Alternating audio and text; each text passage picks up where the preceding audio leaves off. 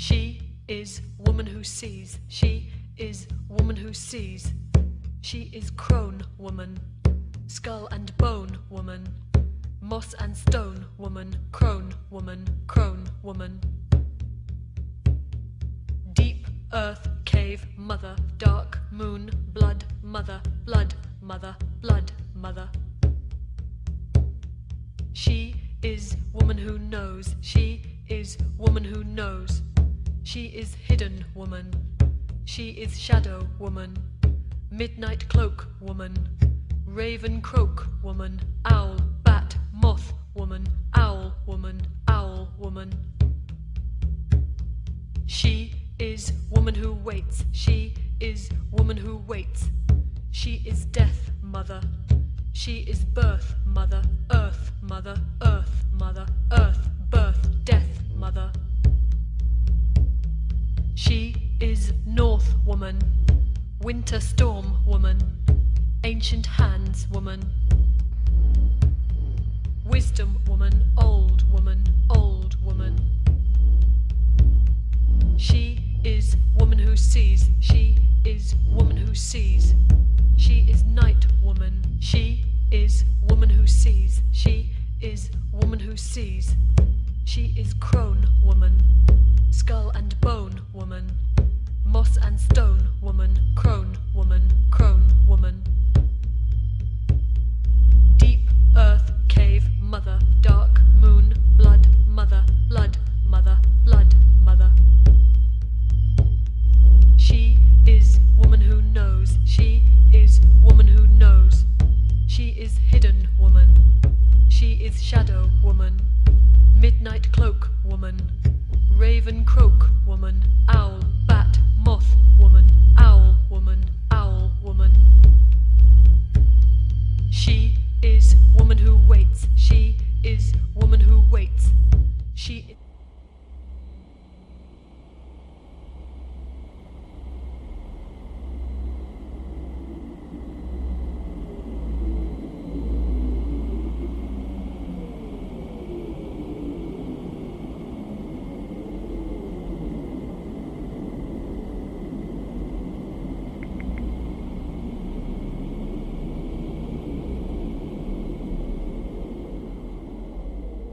Sleep doesn't come easily anymore. That's just as well.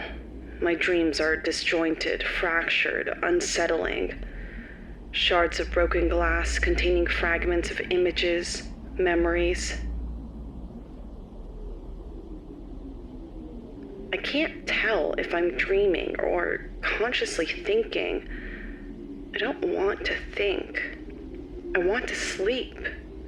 I want to sink into oblivion and rest, forget. But my mind won't switch off.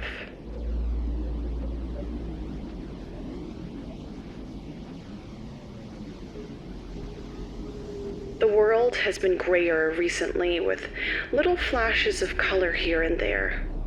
Red, orange, yellow, green, pink. Cascades of colors dance out at me from the darkness, as if my mind is sending symbols of hope. Fireworks.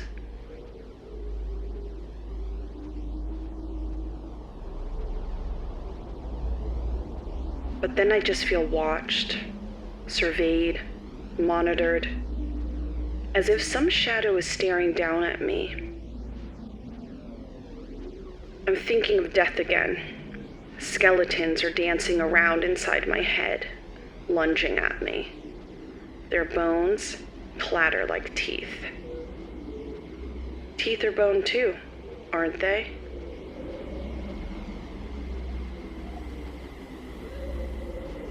I don't know. I don't know what I'm thinking.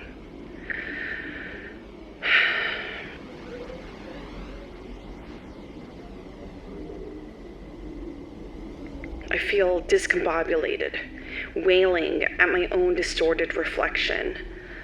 I wonder, did I ever recognize my true self? Did I ever even see my true form?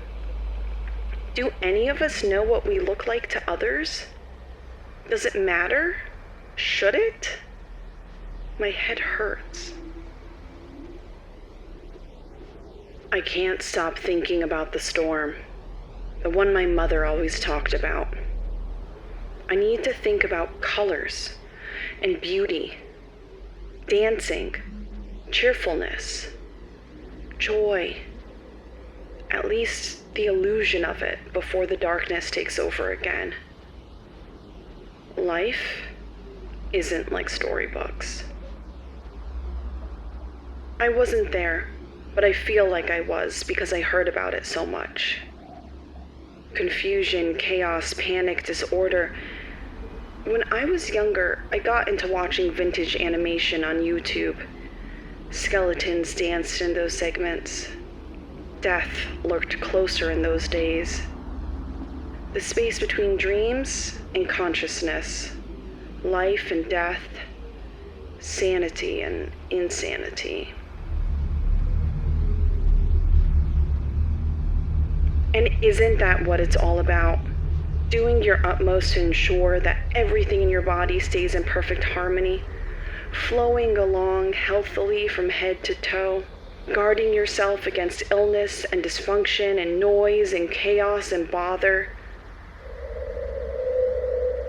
Madness is the ultimate bother. It disrupts everything and everyone around it. I should know. My father didn't keep his body aligned. His cells turned on him. Cancer. He sickened when I was 4 and died when I was 9. My mother never got over it. I adapted. Chaos, uncertainty, and disorder was the soundtrack of our lives. The average. The norm. Mother was familiar with chaos, if not immune to it. Her personality had been forged within the crisis of a storm, a violent hurricane that blew through her childhood town, taking her house and nearly her doll and displacing her sister. That set the stage for everything that happened later. All the confusion, all the darkness, and all the water. Water everywhere.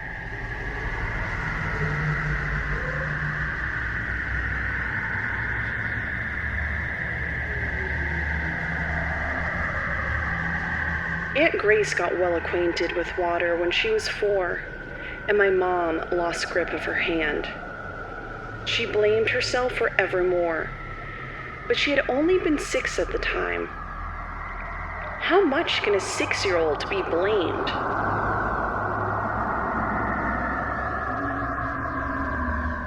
I'm not 6. I'm a grown woman. I'm studying to become a fully fledged pathologist. I'm going to be married to Carter. He's a machinist. He's fit and manly, but also soft-spoken and gentle. I've adulted, I suppose.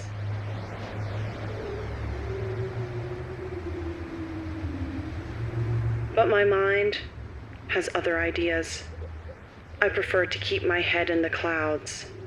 That keeps it out of the gutter.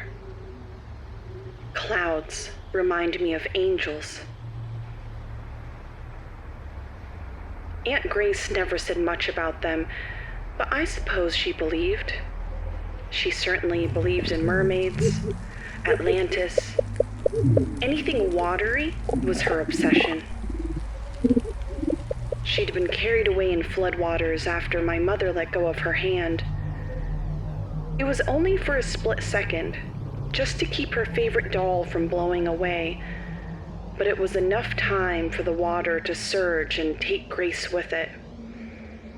They should have evacuated sooner, but my grandparents were immigrants with little understanding of English, and their television was on the fritz, so they hadn't been keeping up with the news. Then it was suddenly water. Water everywhere.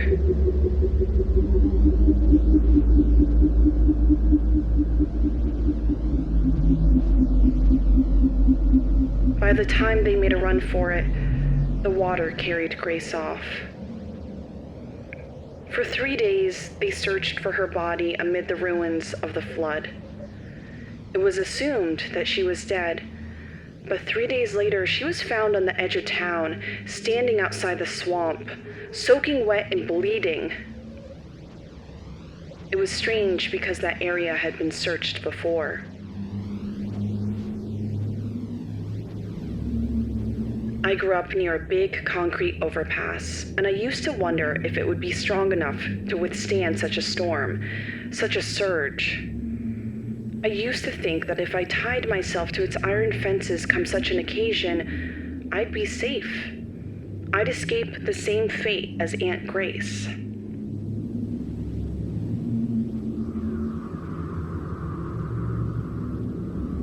She had hit her head, but she knew her name and recognized her family. The doctors at the hospital said she was lucky. After being whipped around amid the floodwater and debris, she could have drowned. She should have had a concussion. Many people died of internal injuries after such events. Somehow, preschool-aged Aunt Grace escaped any such outcome. For her part, Aunt Grace relentlessly insisted that she was saved by a mermaid. She said she had purple hair and a teal tail and skin that glistened sparkled in the light. She said the mermaid gave her gills and took her under the sea to Atlantis. She gave her oysters and mussels and showed her beautiful pearls.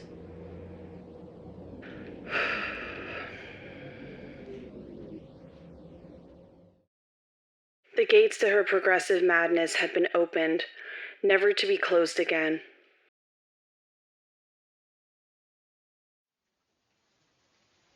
"30 years later, Aunt Grace moved in with us. She arrived in June, right at summer's break. I knew, even before Mom told me, that I was going to be her minder. That was my responsibility. At the time, I accepted it without question. Looking back on it now, I realize how unfair it was. I wasn't a professional. I wasn't a psychiatric nurse. I was only 11. She arrived wearing a light green coat. She was always cold and paranoid about the sun. She said that sun would dry her up. Her suitcase was full of seashells. Her brain was full of weird ideas. Her medication was the only thing that kept her manageable, docile. Getting her to take it was a production that worsened as time went on. All of her convictions worsened with time. Initially, no one had paid much attention to little Grace's rambling, although it was odd, since she never before showed much interest in mermaids or fairies or anything magical. Grace said the mermaid took her home and swam right into the swamp with her amid the trees and water sprites. Grace liked water sprites. She said they were friendly.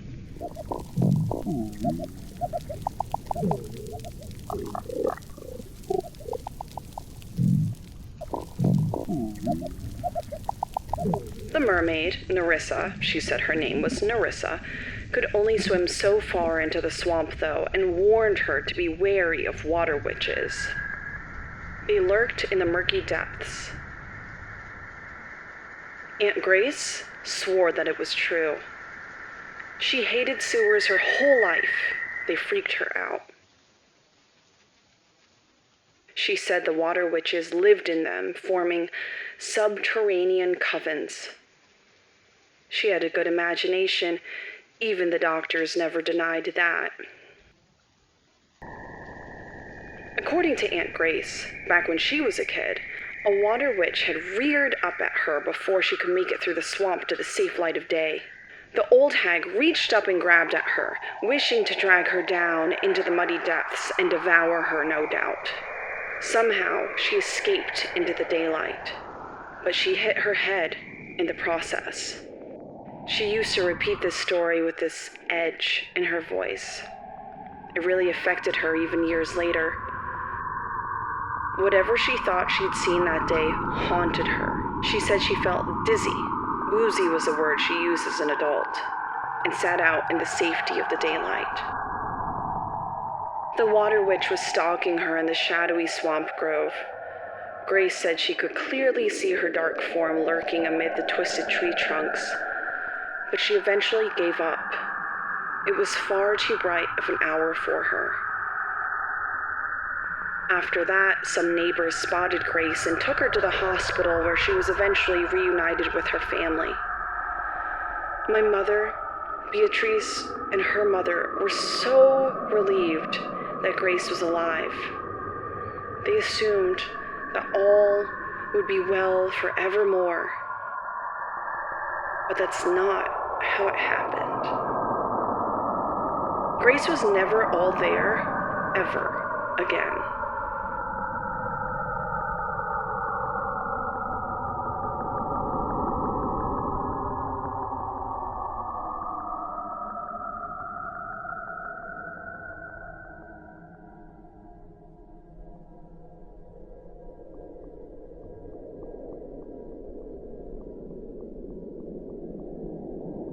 At first, her rambling about mermaids had seemed innocent, but it ended up being relentless. No matter how old she got, Grace never stopped ranting, sometimes outright raving about mermaids and witches and whatever else popped into her head. She was obsessed with water.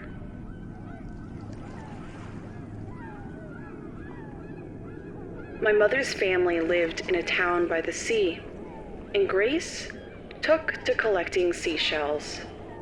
She begged local restaurants to give her the shells remaining over from clam dinners. Usually the busboys complied, wanting nothing in return but to linger their gazes, perhaps a little too long, on her figure. Aunt Grace had been a looker. She painted the shells diligently, put them into a suitcase, and wandered around the coastline, throwing them in the water as offerings. Occasionally, she even bathed with them. Grace also obsessively collected sea glass and other treasures that she found washed up on the shores. She decorated her room with the findings and declared that it was her octopus garden. She said the mermaid, Nerissa, had showed her such beauty during their time together. She also spent any birthday and Christmas money she got on pearl necklaces. Well, faux ones, since they reminded her of the jewelry that she saw in Atlantis. Grace could not be trusted with income. Her behavior was weird, but not violent and aggressive. Those tendencies only reared up later, when she fixated on pollution and all the damages that it caused to the mer people. No environmental group would keep her on when she started spewing stories about mermaids and sprites and water witches. Worse still, if anyone seemed to question her flood story events, she flew into hysterical rages, scandalized by the thought of not being believed. One sunny Tuesday afternoon in June, she attacked a trio of fishermen, insisting that they were murderers, bringers of death. Finally, Grace got committed to a mental institution. The last straw snapped when she attempted to set fire to the swamp. She said she'd done it to rid the world of the lurking witch.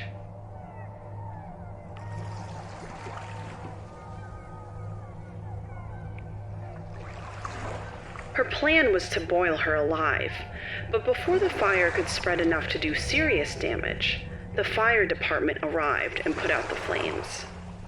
No one saw a witch, but they did see teenage Grace standing at the edge of the swamp, staring at the flames with a gasoline canister in hand, ranting and screaming and laughing. She was officially handed over to the psychiatric hospital shortly thereafter.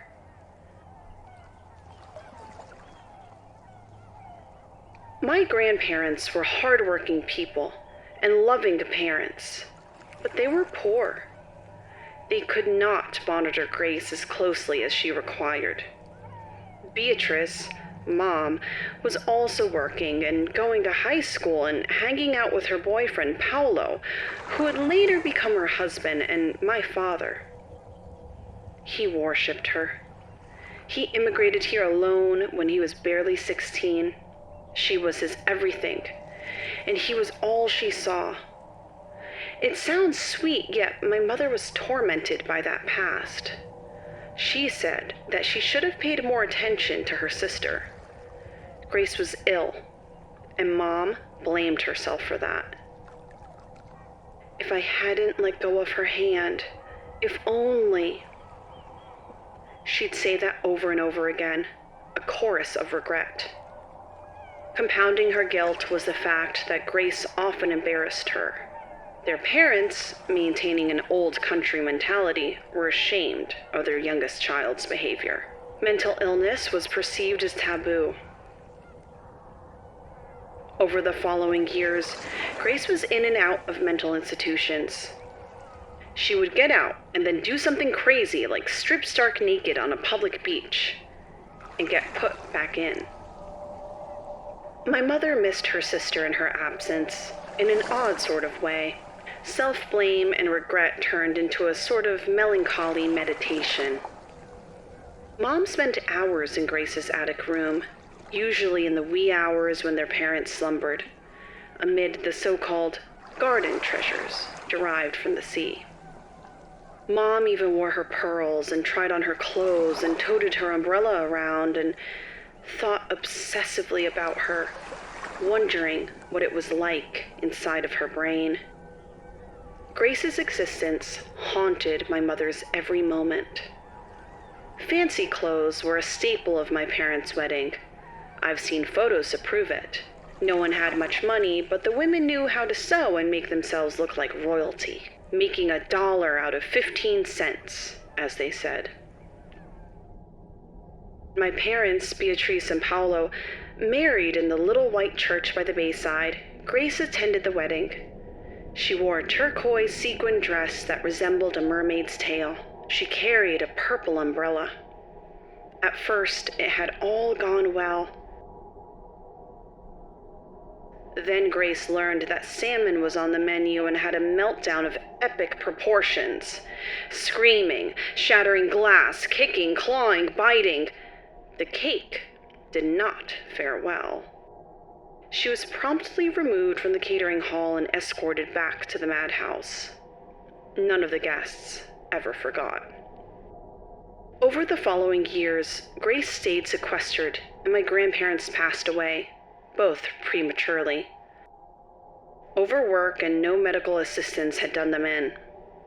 I was born. My father got cancer and died, and my mother was left alone. A widow with a 9-year-old child living in an urban jungle of concrete and metal. Around the same time, most psychiatric hospitals were closing down, including the massive state one which housed Aunt Grace. She got moved to a care home, which was a lot smaller and more homely. It was also notably more lax on security. Less than 2 weeks after her arrival, Grace escaped the facility and jumped off of the nearest bridge into the dark water below. She did this at 2 p.m, in broad daylight, and a passerby saw the whole thing. He jumped in and saved her, although Grace was anything but grateful. She fought her savior fiercely. The police and EMS considered it a suicide attempt. Grace claimed it wasn't. "Once I'm underwater, I'll sprout gills and breathe like I did when I was little," she declared hysterically. Mom and I were her only kin left in the country, so the police contacted my mother about the incident. She took me with her as she drove to the hospital and spoke to the doctors. Still racked with guilt over letting go of her sister's hand all those years ago, Mom decided to let Grace come live with us. It was a kind gesture, but problematic. We were poor, and Mom worked all day in a department store. She'd been a cashier since high school. College hadn't been an option for her or Dad, and when he died, we were left with debts, not an inheritance. Mom used to take me to the store because she couldn't afford a babysitter. I loved it. A palace of consumerism where I got to learn about makeup and shoes and shiny jewels befitting of a queen. The department store was my playground, and it made me want to aspire for more, to do better, to afford all the things that Mom couldn't. Maybe that's why I got into pathology. Doctors made money, I was told. But it's a lie. I've got more loan debts than I can handle. The joys of exploring the department store ended when Grace came to stay. I had met Aunt Grace before. I occasionally visited her in the hospital. Mom went much more, though.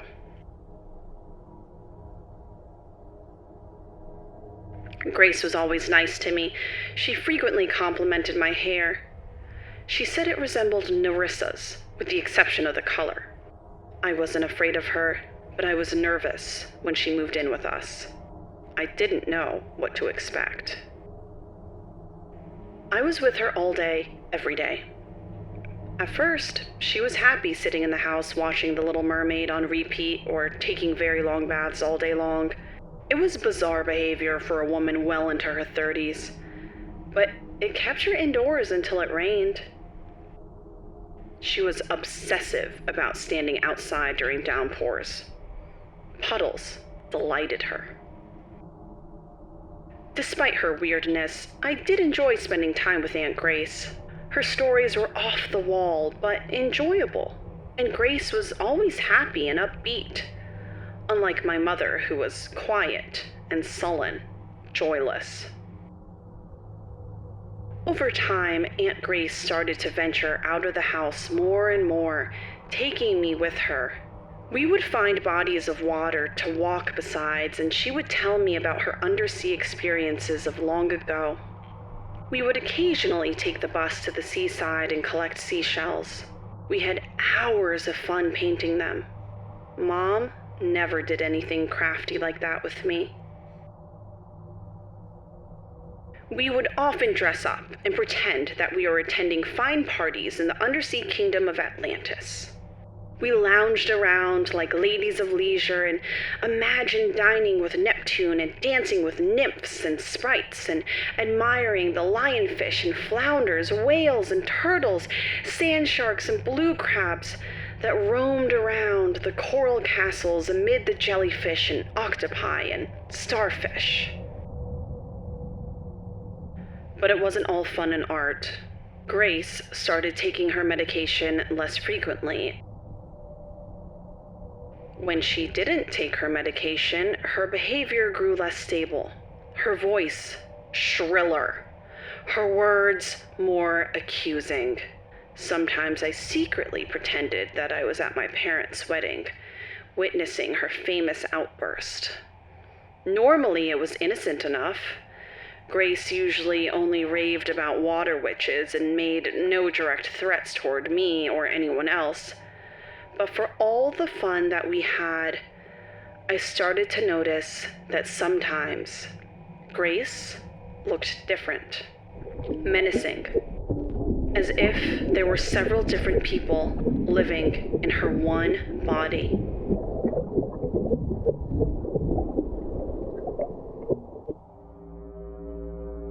I was unnerved by Aunt Grace sometimes, but I was more unnerved by my own perceptions. They were becoming distorted and confused. It started with dreams filled with water, pouring down on me and submerging me. Then, Atlantis. Every night I dreamt of coral castles and seahorses and merpeople and seaweed. So much.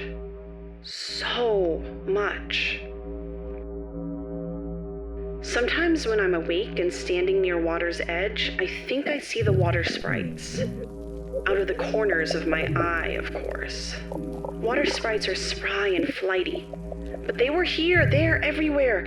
I'd spend hours looking out the window at the irrigation system outside and the river and ocean beyond that, and wonder if what I knew of the world was really nothing at all but the bare surface of reality, of possibility.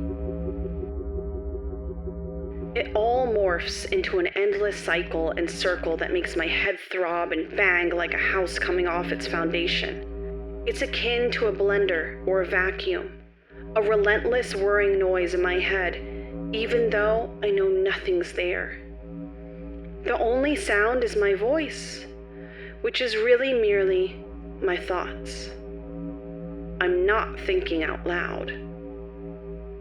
At least I hope I'm not. I don't know anymore.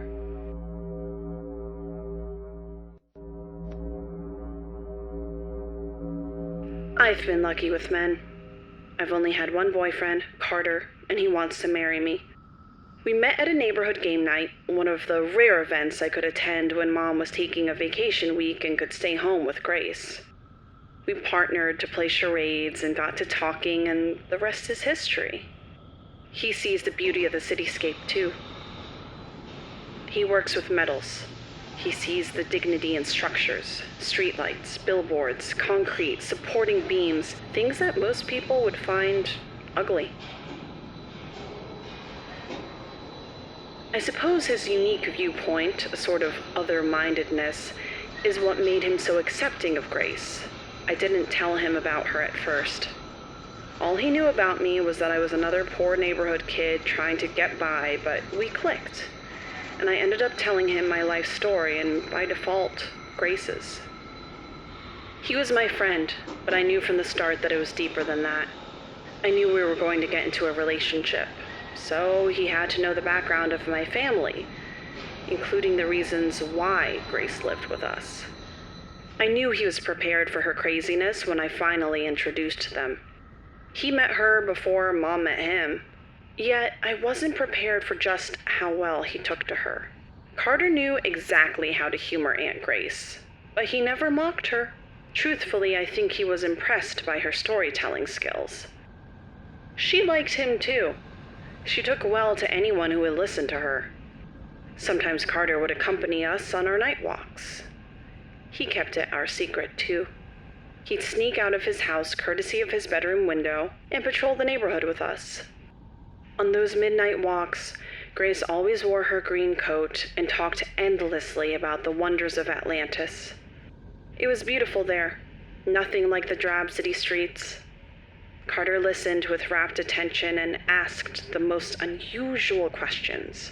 He was curious about the coral castles Grace described, and she was thrilled to give him more details. I suppose I officially fell in love with him shortly thereafter, where we spent a day on the beach, creating a sandcastle city and adorning it with shells and sea glass. That remains one of my happiest memories.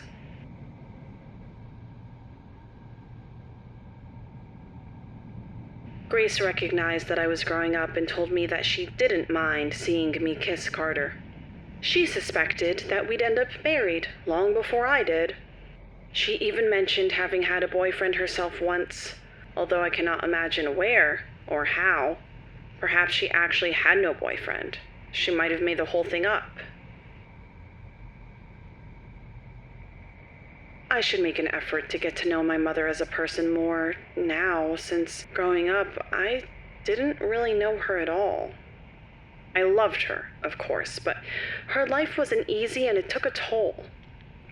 Poverty, Dad getting sick, being widowed, being a single mother, being undereducated, working low-wage jobs. Basically, adopting Aunt Grace was just another brick in an already very heavy load. It's no wonder she had no time to spare, to bond. She always seemed so tired and drawn and gray, as if all the life had been systematically, vampirically sucked out of her. Yet I do remember her telling me once about her fascination with the moon. She said when she was little, she was convinced that a man lived on it. She said when she grew up, she wanted to become an astronaut and an engineer so she could both build a rocket and then ride it into outer space to meet him. When Mom met Dad, her Paolo, he became her moon, her stars, her sky, sun, ground, and air, the man of her life. He was 3 years older than her, and he didn't go to school. He didn't even speak English.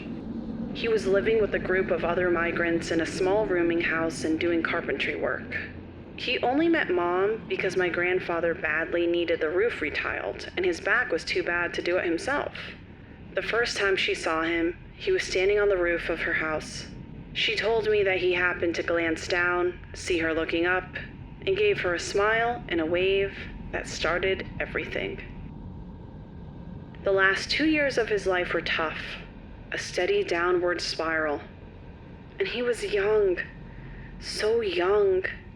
I never stopped missing my dad, but his final months were so dreadful, so wretched, that I felt an odd sort of relief when he passed away.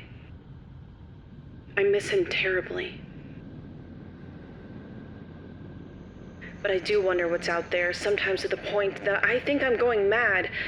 I think I see things out of the corner of my eyes. Mermaid tails splashing in the bay, harpies flying around the treetops, elves shuffling around the alleyways. I imagine monsters in the sewers and ghosts in the halls. I've become completely convinced that ghosts exist and think I hear ogres stomping around on the roof at midnight. Those are the times when I want to lie still among the sheets until the inner tremors stop.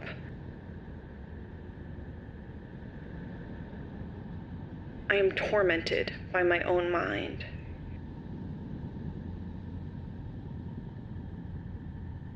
At times, it feels like a volcano is erupting in my brain, a tornado is tearing through my cranium, or an earthquake is taking hold of my very soul, shifting my sense into oblivion, like drowning in darkness. Carter and I were in the park one day when a windstorm blew up. The grass danced like an earthquake.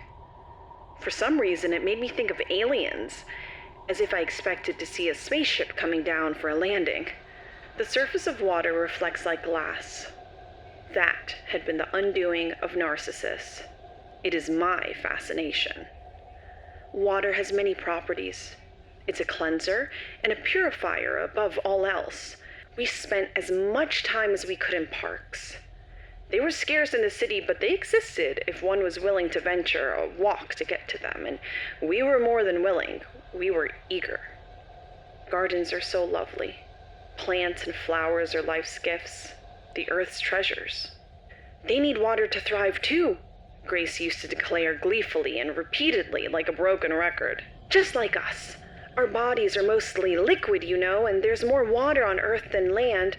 That's why Atlantis is so vast. The world is so vast and beautiful and lovely. How can one deny the existence of God when there are dozens of tiny heavens all around us?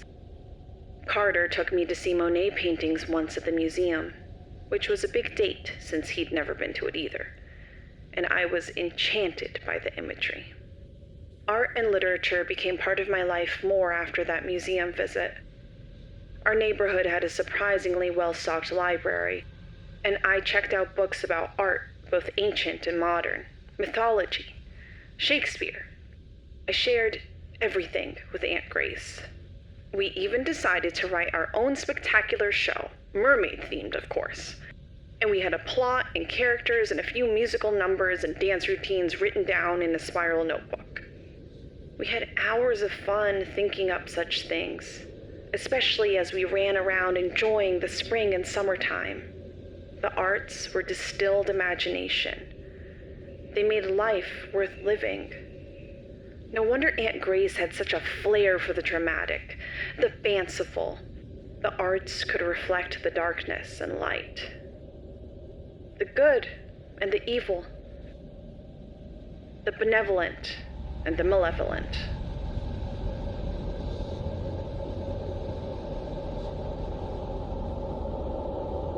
I've come to see that most things in life are neither black nor white, but varying shades of gray.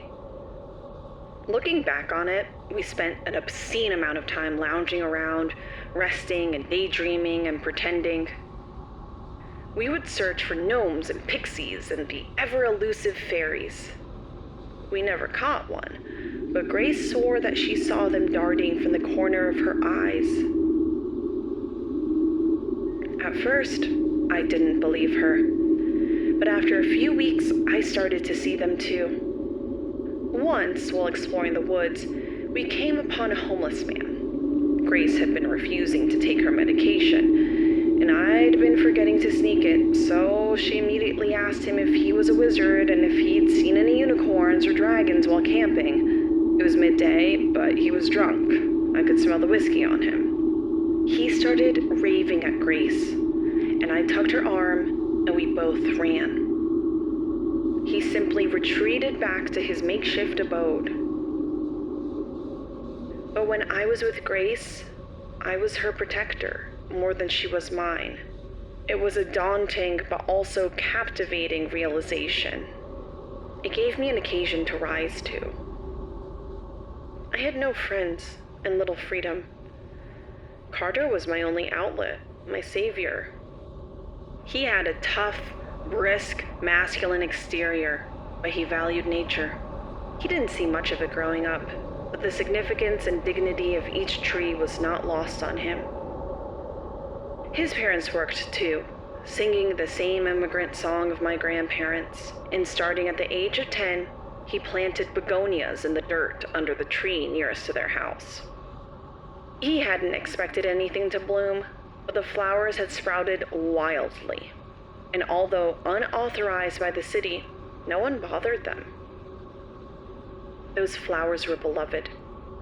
His grandmother could see them from the kitchen window where she spent most of her time. Red was her favorite color.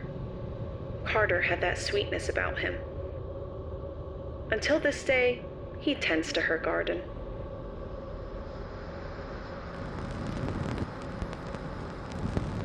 It was in the botanical garden that I first realized how dangerous Aunt Grace's delusions could be. We had been frolicking near the pond, a common occurrence. Suddenly, Aunt Grace was behind me, shoving my head under the water. "Open your eyes! Can you see it?" she rambled urgently. Submerged, I couldn't breathe. I tried to scream. Big mistake. My mouth, my lungs filled with water. Only bubbles escaped. I felt myself blacking out, the world growing dark. And then I was suddenly lifted back into the air. I remember the fear that shot through me when I saw the crazed look of glee on Aunt Grace's face. It was the expression of someone devoid of all sense or any reason. "Did you see it?" she kept asking. "Isn't it beautiful? Let me see your gills." After that, I made more of an effort to secretly grind up her meds and slip them into her food. It kept her calmer. I cannot help but wonder though, what if she had succeeded in drowning me? Would I have become an angel? Flying in the heavens, playing a harp and laying claims to clouds? Or would I have become a ghost, a wandering spirit? Perhaps my spirit would become a famous resident of the gardens. If my spirit stayed on, wandering forevermore amid the tree groves, I would bear witness to changing times, different generations, decades, eons. I have toyed with the notion of killing myself one day, intentionally drowning myself in the pond like Grace nearly had accidentally done when I was a kid. Of course, I don't tell anyone about such thoughts. I don't want to worry them. I don't want to get locked up.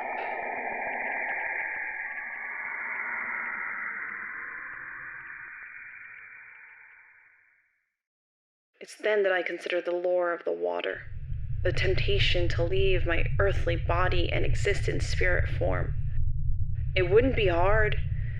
I'd simply refuse to go to the light. The water is so peaceful and serene in the sunlight.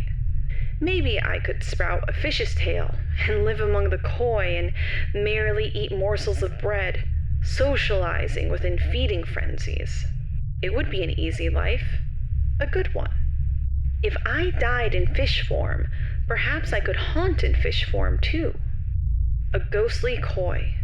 Anything is possible. My auntie told me so. I'm still young enough to get pregnant. The idea of conceiving frightens me, considering that I cannot guarantee that my genes are healthy. How could I condemn a child to a life like that of Grace, ranting and confused and fearful and maniac? I'm hardly so cruel. By September of that first year, Mom switched career paths and hours. Working the night shift at packing plants meant that she could stay with Grace during the day. Mom figured out how to consistently drug Grace up with sleeping pills, and I was an apt pupil learning the techniques. Grace would slumber 8 hours straight, and I would also rest without worrying that she was going to escape from the apartment and try to kill herself again. Grace didn't like living under Mom's watchful eye. She frequently had temper tantrums and would shoot dirty looks and mean stares at her every chance she got. Grace and I formed an even stronger camaraderie after she started perceiving Mom as an oppressor, a guard, a jailer. Despite it all, I was a good kid. I stayed out of trouble. I didn't want to make waves. Grace made enough of those. I didn't rock the boat. I minded my P's and Q's. I walked the proverbial line. But one night, when I was 19, I went to a neighbor's house party and dared to try some whiskey. It was only a few swigs, but it worked fast. Before I knew it, the world was spinning, not like a gentle merry-go-round, but a violent tilt-a-whirl. The party was busy and packed, and no one noticed how tipsy I was. I stumbled out, alone, planning to head home a la the irrigation pathway. To leave, I had to walk down these steep spiral stairs, which were familiar to me because they were identical to the ones in my elevator-less building, but my head was buzzing like a chainsaw. Worse still, the whole way back home, I felt watched and stalked and threatened. It was a disconcerting sensation of being followed by someone or something, like a water witch who dragged itself out of the river to pursue me, bent on eating me like it had intended to eat Aunt Grace decades before. I know it was there. I heard it cackling. Run, rabbit, run. Run, rabbit, run. Run, rabbit, run. Run, rabbit, run. Run, rabbit, run. Run, rabbit, run. And as I hurried and eventually ran along the concrete path, under the steel metal of the overhead bridge, in the dark of night, barely illuminated by streetlights, shadows reached out toward me, grabbed at me, seeking my end, conspiring with the witches of the water. I was wearing Aunt Grace's favorite green coat, the same one she'd worn on the day that she arrived. I loved its color, and she let me wear it. Perhaps that was the problem. Maybe there really was a witch of the waters, and they were a tracking species. Maybe she thought I was Grace. We bore more than a passing resemblance to one another. The thing about fear is that it morphs, multiplies. There was something behind me. Something with long claws and big teeth and bad intentions. Something that cackled.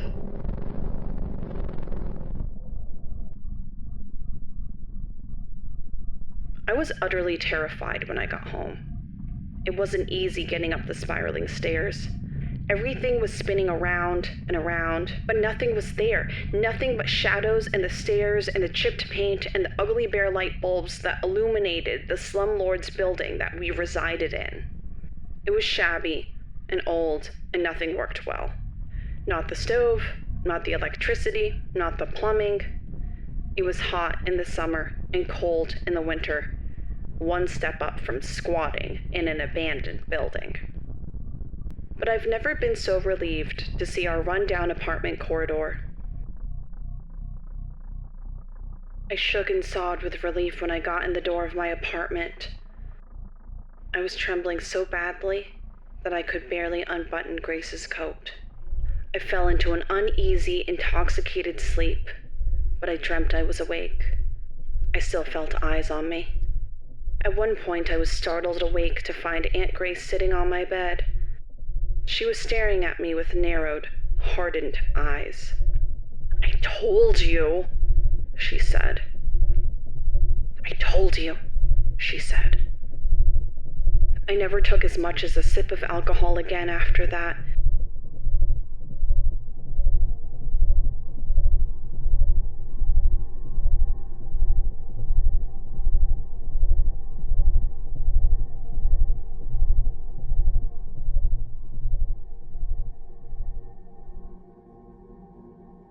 Uncertainty and doubt plague many people, but this is more than that. It's a deeper, visceral fear that something deep inside of me is unwinding, if not yet broken. It's a sense of relentless dread. I cannot be happy like this. I cannot carry the torch of hope and sweetness and brightness that my father left me. The darkness is drowning me. At first, it's all blackness, nothingness, a void. Then the dreams come in waves. In most of them, I'm walking in the woods, lost and seemingly alone. At times, those woods resemble swamps, as if Grace transferred some of her childhood memories from her lost days to me. I also dream of women in white, the ghosts of other victims, the missing, the dead, the devoured. I dream of my wedding. Notably, I dream of myself in my wedding dress. I've already purchased it. Aunt Grace helped me select it so it's adorned with pearls. I'm wandering through the swamps at midnight, either being pursued or pursuing something that I can't see or explain, but I know is there. Carter is good to me, but he doesn't understand. His family members are hardscrabble, not nuts, and he doesn't know about the darkest corners of my mind. I tried to keep it that way. We've never lived together. I've always been here for Mom and Grace. That might change now. Aunt Grace died today. Approximately 15 hours ago, I suppose, since it's just after 3 a.m. My mother found her in the tub, submerged within a bath of bubbles, seaweed scrub on her face, pearls around her neck, dead. Her eyes were wide open, as if staring in horror at something, like a ghost or a water witch. Mom screamed and screamed. I was glad I was home. I kept my cool. I called 911. But I cannot unsee the vision of her body or disimagine her specter. I'm sure she's wandering through the garden's woods right now, undoubtedly near the water's edge. The coroner said that her cause of death was a heart attack. Grace didn't exercise much and ate badly. Bad hearts ran in the family, and she hated seeing doctors. It was no surprise. But I can't stop thinking about it. Mom wailed and wailed and wailed. I haven't cried yet. I might be in shock. I spent more time with her than Mom did. I should be hysterical. Instead, I'm numb and tired, but sleepless and restless. I wonder if Carter will let Mom live with us when we marry and I move into his new apartment. He purchased it for me, for us. It's spacious and in a nicer part of the city. I can't imagine leaving Mom alone here with Grace's ghost. The memory of her haunting every nook, cranny, and corner. Perhaps I shouldn't get married. I can call off the engagement. I shouldn't be a mother. Perhaps this is the universe's way of indicating that I shouldn't be a wife either. I'll just stay here in my childhood home with Mom. That might be the best course of action. Carter is a good man. He'll find another woman. One who will make a good mother and an excellent wife, and who doesn't have dreams and delusions and doubts. One who doesn't see mythical creatures and dream about her own ghost. I'm more concerned with Grace's soul than my own, though. I still have my earthly body. Hers is in the morgue, on a gurney, lying still under a tarp and stucco ceiling and fluorescent lights. She must be so confused. I've heard that EMS workers report paranormal encounters at higher rates than other professionals. I wonder if either of the ones who came here today heard or felt her. Was she trying to get back into her body? Was she screaming, raving, hitting them? I've heard that ghosts can touch you if they really want to. Somehow, I doubt all of that, though. Neither EMS worker had seemed alarmed. The only one screaming was Mom. Otherwise, it was quiet, eerily quiet. Before they came, you could hear a pin drop, aside from Mom's sobs. And even when they picked up the body and covered it and hauled it away, they worked with a silent diligence that was somehow stoic. I suppose I could tell myself that Grace is freer now. That's what I told myself when my dad died. But my dad had been very sick for a very long time. Grace had been well, or seemed well. If she had pains, she didn't report them. So this feels more like a robbery than a transition into another life. A new body for an old soul. She's gone, but should be here. She's in the wind when she should be in bed.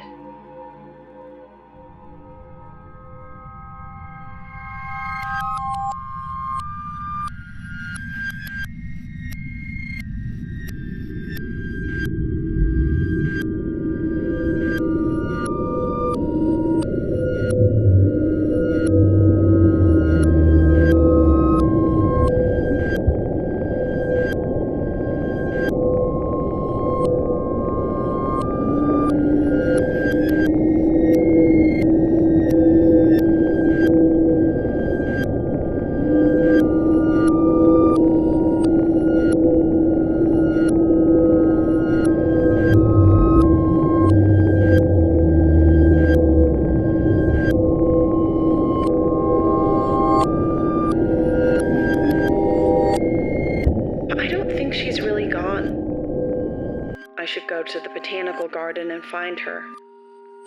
Surely she's wandering there, her feet not quite touching the earth. She won't reincarnate. She'll refuse. She'll fight St. Peter at the pearly gates, and he'll have no choice but to send her back to earth, back to the garden with its sturdy trees and tranquil ponds, back to where she assumes she belongs. I've felt this way before about some of the bodies I've worked on, the young ones especially, car crash victims, gangland homicides. Sometimes I think I do see and hear their spirits begging me to revive them. Often I speak to them and hope that my boss won't come in. I cannot offer them the comforts that they seek. the promise of their old life and body that's already gone before they get wheeled in front of me. But I offer them advice. I tell the spirits to roam and wander, to see the world if they can. I have no idea if they are bound to certain areas or select to stay near their life's turf. There are conflicting reports about that. But I tell the spirits if they can wander, do, for there is much to see in the world. Aunt Grace hadn't taken that chance in life, and now she never will. In death, though, perhaps she will, if she takes a notion to drift out of her comfort zone. I assume that she will go back to the water, seeking the mermaids. She always wanted to rejoin them. Her kinship with them was stronger than that of any human, even me. Of course, it was all made up inside of her head, but Grace lived inside of her head. She liked it there. The mer people were real to her. Perhaps in the next life, they're real to everyone. Who knows? Anything is possible. Mom is sleeping, finally. I thought she'd never find peace again. I considered slipping her a sedative. I'm glad it didn't come to that. I've never seen her this upset, not even when Dad passed. It might have been better if I found Aunt Grace, but who knows? Mom will need time to recover from this, but I'm sure she will. She and Grace hadn't been as close as she wished, and that will at least help to dull the pain some. At least I assume. We'll soon see. As for me, I'm fine. I know that Grace isn't truly gone. I now have a new purpose in life. To find her ghost, track her spirit, reconnect. I'll do that tomorrow after I make the funeral arrangements. There are several parts of the garden where she'll likely lurk. Once I find her, reestablishing our repertoire will be easy. She'll wait for Mom and me. Perhaps one day we'll all wander in her garden together.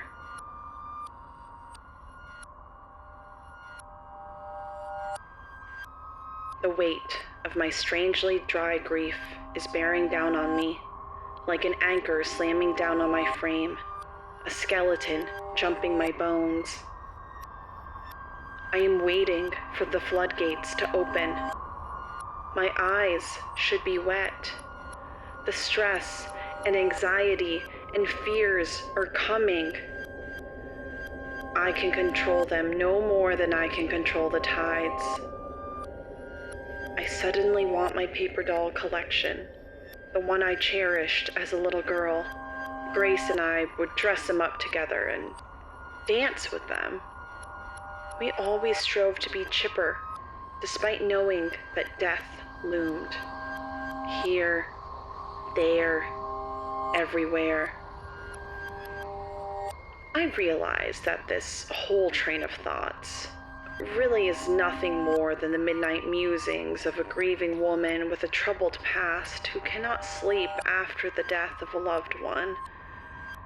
I can draw my own conclusions, right or wrong, as should everyone. I cannot think in chronological order. My memories are jumbled, a dance of craziness and confusion. It seems to me that static is the language of the void, the twilight between life and death. If you listen to it carefully, you'll hear voices. I fancied myself a connoisseur of static, but I can't take it anymore. There are too many pleas, too much need. I am a mere mortal amid the chaos of the cosmos. I'm afraid to bathe. I'm afraid ice blocks will fall on me, punishment for my lack of tears. I should feel guilty and sad. Instead, I worry about the knots in my hair, and I cannot stop thinking about the storm that whisked Aunt Grace away all those years ago. Now she's been whisked away again, and this time she'll stay gone.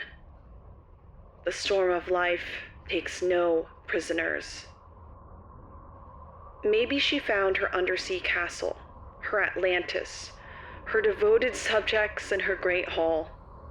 As I lay me down to sleep, I try to imagine it, and I hope that it's true. I try to be optimistic. I hope the mortuary did a good job with her makeup. She'd want to look good when she embraced death, or the afterlife, or whatever. Who knows? Anything is possible. I wonder if death will come for me young, like it had Grace, and my father, and my grandparents. I wonder if I'll end up in a padded room. I wonder if I should call off the wedding, continue school, or quit. Yet above all else, I wonder if I'm destined to descend down the same dark hole as Grace. I think of graveyards and skeletons, where and what Grace will soon be. I think of those old cartoons, those illustrated dancing bones, drawn toothy smiles. Why should skeletons not dance and guard their graves as ghosts? Are they not us? Departed? It is a shame that I do not know any magicians. They could fix this. They would be able to conjure something, although Aunt Grace would disagree. She didn't like magicians. She said they were charlatans. She said wizards knew better, but I've never even seen a wizard. Magicians occasionally appear on street corners, performing for tips. I've seen them. Once the newspapers reported that one had murdered his sidekick. He'd been caught red-handed, cleaning up the scene. His sidekick is on the other side now. Spirits lingering, old souls, poison, skulls and bones are symbolic of pirates and poison, tainted by the noise and chaos and disorder of the world, both past and present. I wonder if I should take up art, or cave exploration, something involving glitter and crystals and prettiness. Mom might be interested in such a hobby too. We should do it together, to bond. I should look at more galaxy photos with her. She loves those. She's still fascinated by space. So am I. Space is so vast. Surely we aren't alone. Even if mermaids don't exist, and they might, scientists do not discredit the possibility of alien life. It's fascinating to consider what forms it might take. Part of me still believes that the center of the moon is filled with glitter. Fabulous, beautiful glitter. It's the closest thing to stardust that us Earthlings will ever see. I should adorn myself in glitter in memory of Grace. She would approve. I'd refuse to ever wash it off. Water, everywhere. It always comes back to water. My brain is full of water. Asleep, awake, it's always there. Rain droplets. Showers, birds, fountains, puddles,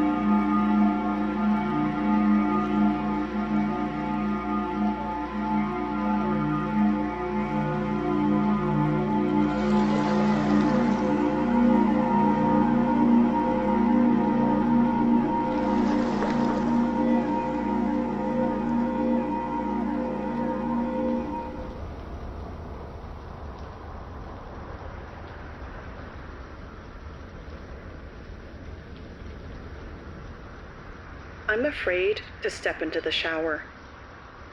I fear looking down and seeing a water witch, Jenny Green Teeth, staring up at me from the drain, sharp teeth gnawing at the grate. I once had to take a shower during a power outage. I couldn't do it in the dark, sure that a bony hand would reach out and grab me. I took a flashlight in with me. Grace assured me that water witches and sirens and all things watery and predatory detest bright lights. But I kept jumping at shadows, seeing talon-like fingers and sharp teeth on the tiled walls. And from way down within the pipes, I heard cackling. There is no resolution. Of course there isn't. But I remember the lights and the shadows in the tub, and I want to scream myself into oblivion. I stand under the shower spray sometimes and let the water rain down on me. It seems like it would be fun to shower under dancing shadows, but it wasn't.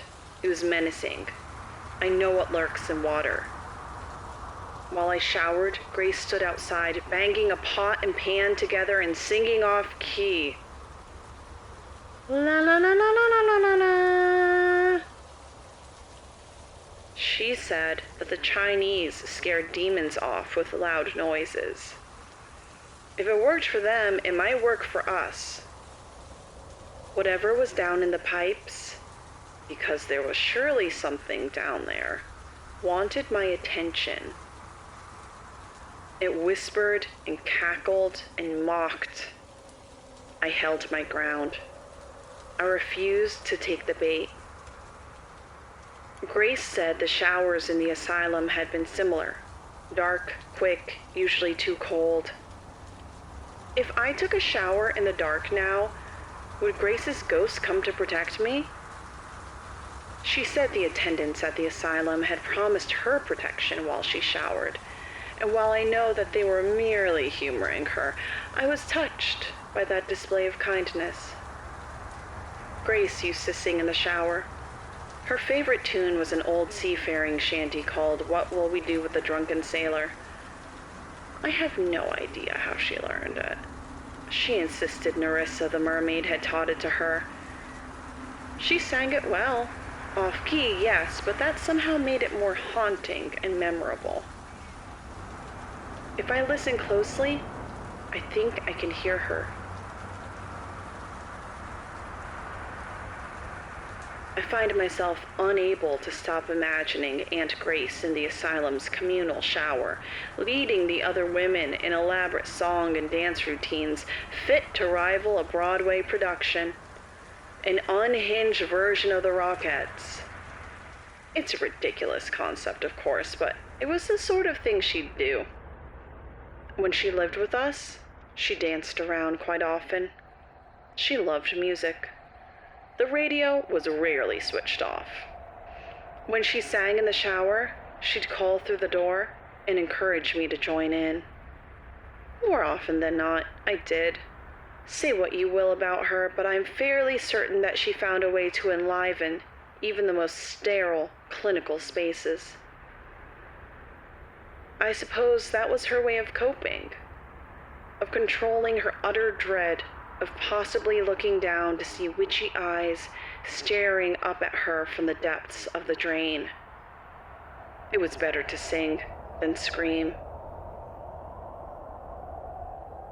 I wonder if I'll experience such showers one day. I know the big asylums have largely closed down, but I wonder. The shower looks like a padded cell, except it's harder and colder. Everything industrial has its place, its purpose, its function, unlike people. Some of us seem to have no function whatsoever, no use, no strength, no mission. Carter told me he likes working on fans most. He punches in every day and watches the clock. He avoids the dreaded pink slip. He has promised to build me a greenhouse one day. He knows how much I enjoy the one in the public gardens. I'm dreaming again. I'm running, of course, and in the woods as usual. I'm running from something bigger than a water witch, though. I'm running from the apocalypse.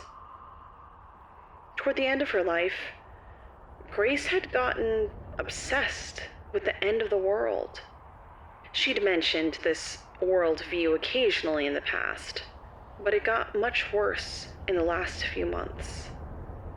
Grace would go on and on and on about astral planes and astral projection and all this new age type stuff that she'd never paid much attention to before. She suggested that the rapture was coming, but we would all be safe since if she was authorized to converse with mermaids, then she would surely be allowed to associate with angels, and they would save us all. Maybe the heavens should open up and drown the world. It's happened before, Noah's Ark and all that jazz. I bet Grace's ghost is already residing in the greenhouse of the botanical gardens. She had always loved that greenhouse, but toward her last days, she started incorporating it into her end-time storyline. She said that the greenhouse was a portal into another world, another realm, another dimension. She tried to break into it once. I'm surprised that no alarms sounded. Spirits can lay claim to any greenhouse that they please. The whole garden is now her realm.